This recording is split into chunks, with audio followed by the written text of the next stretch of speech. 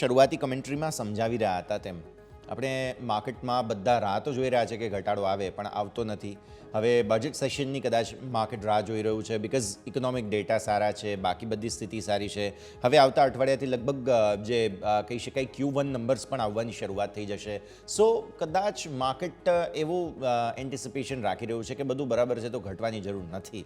શું આ એક કારણ હોઈ શકે? બિકોઝ અમેરિકન માર્કેટ્સ પણ ઘટાડાની બધા રાહ જુએ છે, પણ ડાઉ જે છે તે કાંસે એના સિવાય તમે જુઓ નાસ્ડેક ને બાકી બધામાં તો રેકોર્ડ જ બને છે. હવે એનવીડીઆએ તો બ્રેક લગાવી દીધી પોતાની. સો આવી સ્થિતિમાં જો ગ્લોબલ માર્કેટ્સ પણ એટલીસ્ટ એક એન્ટિસિપેશન લગાવતા હોય ઘટાડાનું, તો ભારતીય માર્કેટ્સમાં ઘટાડા માટેની સ્થિતિ કારણો શું હોઈ શકે બજેટ સિવાય? હવે આ જીએસટીના અમુક પરિવર્તનો આવે છે, હું અલગથી મારે સેક્ટર સ્પેસિફિક ચર્ચા કરવી છે તમારા સાથે, પણ પહેલાં આ વસ્તુ ખાસ સમજીએ કે જો બધા તૈયાર છે તો પછી ઘટાડો આવતો શા માટે નથી? બસ રીઝન એ જ છે, બધા તૈયાર છે, બધાને ઘટાડો જોઈએ છે. તો જ્યારે બધાને ઘટાડો જોઈતો હોય ત્યાં સુધી માર્કેટ આવતો નથી, કારણ કે માર્કેટ છે એ પોતાની મૂવથી ચાલે છે. માર્કેટ કોઈની ક્યુ નથી લેતું, આપણે માર્કેટની ક્યુઝ લઈએ છીએ. એટલે માર્કેટ બેઝિક, કારણ કે માર્કેટ એવું છે કે જે અમુક સહદેવનો આપણને ખ્યાલ છે કે આગળની પ્રેડિક્શન એની પાસે છે પણ કહી નથી શકતું. એ રીતે માર્કેટ અત્યારે ચાલી રહ્યું છે. માર્કેટ કંઈક એન્ટિસિપેટ કરી રહ્યું છે. એમાં પર્ટિક્યુલર જે પહેલું રીઝન હું એક્સપેક્ટ કરી રહ્યો છું એ છે કે I think non negative means positive. કે પહેલા એવું હતું કે ઘણી વાર્તા ચાલતી હતી કે બજેટમાં હાર્શ ડિસિઝન, જ્યારે ઇલેક્શનનું આઉટકમ આવ્યું એ પહેલા માર્કેટને એન્ટિસિપેશન હતું કે બજેટમાં જે ડિસિઝન લેવાશે એમાં પર્ટિક્યુલર જે કેપિટલ ગેઇન ટેક્સને લઈ, જે અત્યારે 1 વર્ષને શોર્ટ ટર્મ લોંગ ટર્મ છે, એ કદાચ રિયલ એસ્ટેટ ને અન્ય અસેટની સાથે 3 વર્ષ થશે. હવે અત્યારની જે પરિસ્થિતિ છે, જે રીતે નંબર ઓફ કાઉન્ટ્સ આવે છે, એ રીતે એવું લાગી રહ્યું છે કે શાયદ માર્કેટ એવું એક્સપેક્ટ કરી રહ્યું છે કે કદાચ ગવર્મેન્ટ આ ડિસિઝન આ બજેટમાં ના લે, કારણ કે અત્યારે મીન્સ કે જે ગવર્મેન્ટનું ફોકસ છે એ પોપ્યુલિસ્ટ મેજરમાં વધારે હશે. એટલે કે જે મીન્સ કે બધી જનતાને ટચ થાય એવા મેજર્સ વધારે લેવામાં આવશે.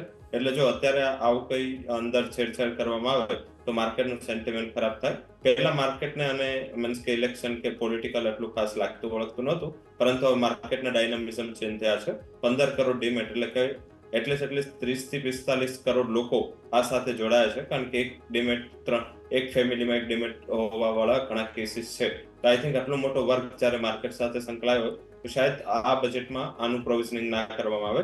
સેકન્ડ, કે સ્પેન્ડિંગ વધારવામાં આવશે.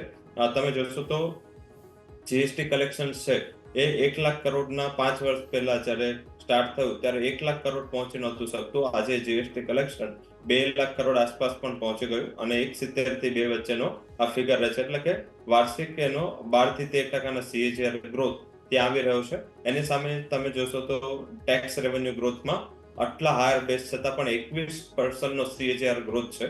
એટલે કે માર્કેટ એવું એન્ટિસિપેટ કરી રહ્યું છે કે ગવર્મેન્ટ તરફથી લોન લીધા વગર કે દેવું વધારા વગર એક સારું સ્પેન્ડિંગ આ બજેટમાં આવી શકશે.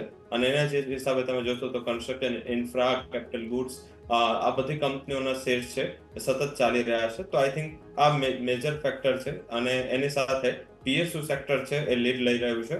એમાં ડિફેન્સ હોય કે સાથે પેટ્રોલિયમ અને એનર્જી સાથે સંકળાયેલા સેક્ટર હોય, તમામ સેક્ટરને આશા છે કે શાયદ ગવર્મેન્ટની તરફથી આ મેજર્સ લેવામાં આવે કે અંદર સેક્ટર સ્પેસિફિક સ્ટેપ લેવામાં આવે, પોઝિટિવ હશે. તો આઈ થિંક મેજરલી મને એવું લાગી રહ્યું છે કે માર્કેટ બજેટ આધારિત થીમ છે એને પચાવી રહ્યું છે. અને ઇલેક્શન આધારિત જે થીમ હતી, જ્યાં વધારે પડતી નકારાત્મકતાની હતી, જ્યારે પોર્ટફોલિયો અલોકેશન થયું અને જે રીતે ગવર્મેન્ટે તમામ મેઇન પોર્ટફોલિયો પોતાની પાસે રાખ્યા, તો માર્કેટને હવે એવી શ્યોરિટી આવી છે કે આગળ જતા જે રિફોર્મ્સની ગાડી છે એ ધીમી નહીં પડે, આવી જ રીતે રિફોર્મ ચાલ્યા રહેશે. અને આજે પણ જો એક્ઝેક્ટ જ્યારે પ્રાઇમ મિનિસ્ટરની સ્પીચ હતી અને એમને 3 ગણી રફતારથી કામ કરવાની વાત કરી, એ પછીથી માર્કેટનું એક PSUનું પર્ટિક્યુલર જે આજે તેજી છે એ સારી બની, સેક્ટર્સ બધા સારા બન્યા. તો બેઝિક મને એવું લાગી રહ્યું છે કે આધારિતની સ્પેન્ડિંગ આધારિતની થીમ છે એ માર્કેટમાં સ્ટ્રોંગલી વર્ક કરી રહી છે.